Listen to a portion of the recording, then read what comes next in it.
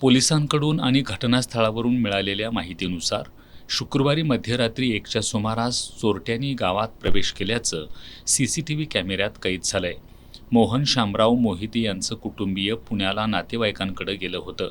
बंद घराचं कुलूप तोडून प्रवेश केलेल्या चोरट्यांनी 2 तिजोऱ्या फोडून रोकड पळवली.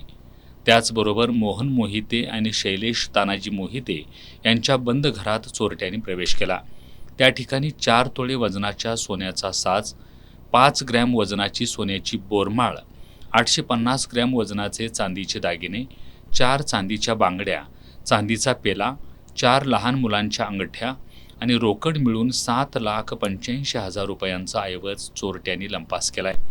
त्यानंतर सुकुमार विष्णू पाटील यांच्या दुकानाकडे 6 चोरट्यांनी मोर्चा वळवल्याचं ज्योतिर्लिंग संस्थेच्या सीसीटीव्हीमधून दिसून येतंय. दुकानाचं कुलूप तोडून आत प्रवेश केला आणि सुमारे 3,000 रुपये आणि प्रापंचिक साहित्य घेऊन चोरट्यांनी पोबारा केला.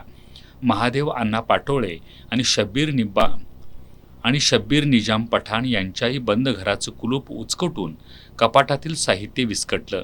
मात्र इथं त्यांच्या हाताला काहीच लागलं नाही. दरम्यान श्वान पथकाला पाचारण करण्यात आलं, पण ते गावातच घुटमळलं.